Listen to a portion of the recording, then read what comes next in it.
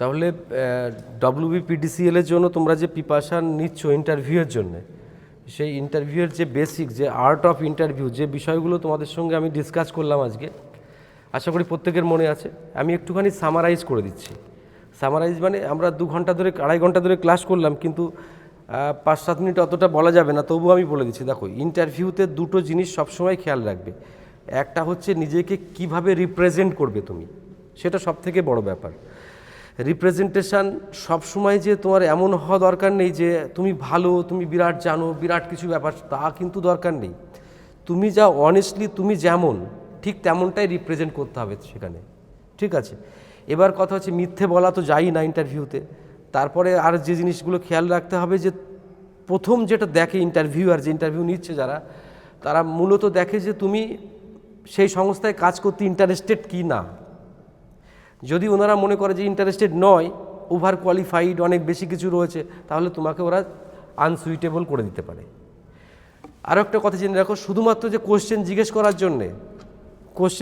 করার জন্য যে ইন্টারভিউতে বাদ যাবে পারলে না বলে, এটা কিন্তু তা নয়। শুধু কোশ্চেনের উপর নির্ভর করে না, নির্ভর করে টোটাল অ্যাম্বিয়েন্সের উপরে। তুমি কীরমভাবে তার সঙ্গে কথা বলছো, তোমার অ্যাটিটিউডটা কি, পজিটিভ না নেগেটিভ, তুমি কতটা ভালো বোঝাতে পারছো, তোমার ট্রেড সম্পর্কে নলেজ কতটা আছে, তুমি পজিটিভ অ্যাক্টিভিটি তোমার মধ্যে আছে কি না, নেগেটিভ মাইন্ড আছে কি না, এই সবগুলো কিন্তু ইন্টারভিউতে ওই অল্প টাইমের জন্য দেখে। তাহলে প্রথম কাজ হচ্ছে, টেকনিক্যাল সাবজেক্টটা যেমন পড়া দরকার ঠিক তেমন তো পড়তেই হবে তোমাকে, টেকনিক্যালি যে কোশ্চেনগুলো। তাছাড়া PDCL সংক্রান্ত তোমার যা যা জানার আছে, যেরকম ওই সংস্থার কাজ কি, সংস্থায় কোথায় কত মেগাওয়াট ইনস্টলেশন হয়েছে, সেই সংস্থার সঙ্গে কি কি রিলেটেড আছে, বয়লার কি কাজ করে, তারা কোন কোম্পানি তৈরি করছে, এসব মামুলি কোশ্চেন, এই টেকনিক্যাল রিলেটেড কোশ্চেন। এছাড়া তোমার ট্রেডের কোশ্চেন, ট্রেডের কোনো একটা বিষয় তুমি ভালো করে পড়ে যাবে, যে বিষয়টা তোমার জন্য খুব ইম্পর্ট্যান্ট, মানে তোমার যেটা ভালো লাগবে। তোমাকে জিজ্ঞেস করবে তোমার পছন্দের সাবজেক্ট কী আছে, তখন তুমি তোমার মতো করে বললে, তা তোমার তার উপরে কোশ্চেন জিজ্ঞেস করবে। যখন তোমায় জিজ্ঞেস করবে পছন্দের সাবজেক্ট, তখন তুমি যদি না বলতে পারো, তখন তোমার ইন্টারভিউটা খারাপ হয়ে যেতে পারে, ঠিক আছে? আচ্ছা, আর ইন্টারভিউ মানে ব্যালেন্স ঠিক রাখা। ব্যালেন্স মানে মানে মিথ্যে কিছু তো বলা যাবে না, কিন্তু অনেক সময় ম্যানেজ করে বলতে হবে।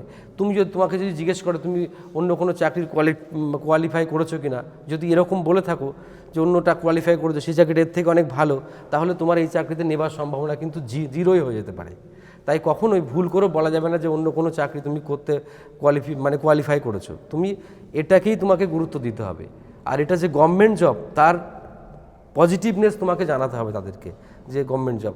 তোমাকে জিজ্ঞেস করতে পারে তুমি কি নাইট ডিউটি করবে, তুমি কি মানে ওভারটাইম করবে, বা এরকম তোমাকে অনেক কিছু কোয়ারিজ করতে পারে। তোমাকে সবসময় পজিটিভ থিঙ্কিং করতে হবে। তোমাকে এমন একটা ভাব সেখানে নিয়ে আসতে হবে যে তুমি অনেক কিছু শিখতে পারবে এই সংস্থা থেকে, তুমি এই সংস্থা থেকে অনেক কিছু জানতে পারবে। এই সংস্থা তোমার জীবনে, তুমি যদি এখানে যাও তাহলে অনেক উন্নত করতে পারবে তুমি। এছাড়া তোমার শখ জিজ্ঞেস করতে পারে, যেটা তোমাদের সঙ্গে আলোচনা করলাম আমি। শখ, তোমার প্রত্যেকের যে যে হবিগুলো আছে, হবিগুলো সংক্রান্ত বেশি করে তোমায় নলেজ তৈরি করতে হবে, হবি।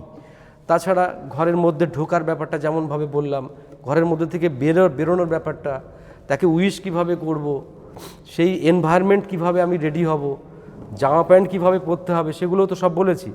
জামা প্যান্ট ফর্মাল হতে হবে বলেছি। তারপরে জামার কালারটা একটু লাইট হলে ভালো হয়, প্যান্টের কালারটা একটু ডার্ক হলে ভালো হয়। আর কম্বিনেশনটা বলেছি, যে জামা প্যান্ট পরবে সেগুলো আগে একটু পরে নিতে হবে, ক্যাজুয়ালনেস তৈরি করতে হবে, দাড়ি গোপ না রেখে ক্লিন হতে হবে। এসবগুলো রুলসের কোথাও লেখা নেই, বাট কোথাও না কোথাও এগুলো ম্যানার্স তৈরি করে তোমার একটা ভালো ইন্টারভিউ দেওয়ার জন্য। সবসময় ইন্টারভিউ যারা নেবে তারা চিন্তা করে যে এই মানুষটাকে তো আমরা অর্গানাইজেশন নেব, এ কি আমাদের হয়ে ভালো কাজ করবে, না যারা কাজ করবে তাদের ক্ষতি করবে। এইটা দেখে কিন্তু তোমার এলিমিনেশন থিওরি ওরা খাড়া করবে। বোঝা গেল ব্যাপারটা? এই সব কিছু মিলে কিন্তু ইন্টারভিউ মানে তুমি দুটো কোশ্চেন পারলে আর না পারলে তার উপরে কিন্তু ইন্টারভিউ সেকশনটা নির্ভর করে না। ইন্টারভিউ হচ্ছে টোটাল অ্যাম্বিয়েন্সটার উপর নির্ভর করে। তাহলে বোঝা গেল?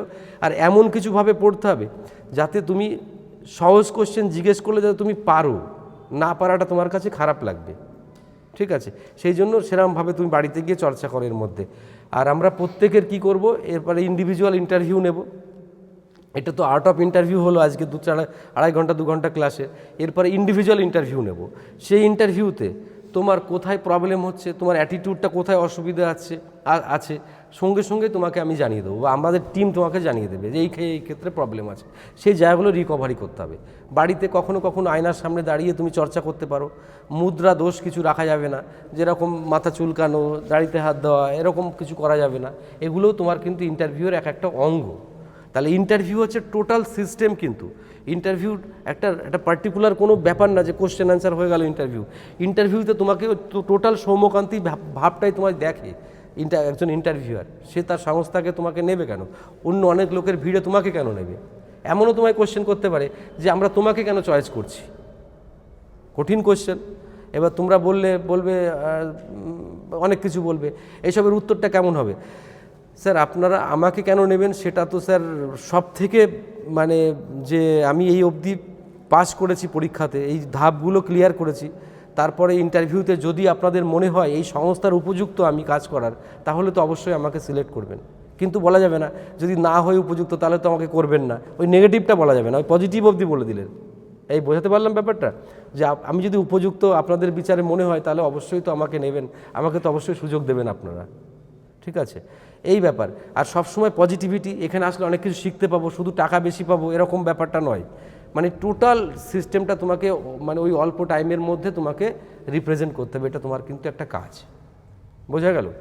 এই রকম ছাড়া যা কিছু আলোচনা করেছি সব তোমার মনে আছে নিশ্চয়ই, ওই মনে রাখা ব্যাপারগুলোও তুমি কাজে লাগাও। ঠিক আছে? আর এরপরে তাহলে আমরা মানে ইন্টারভিউর জন্য ডাকবো, তোমরা অ্যাটেন্ড হবে এক এক করে, আমরা সেই বিষয়ে আলোচনা করব। ঠিক আছে?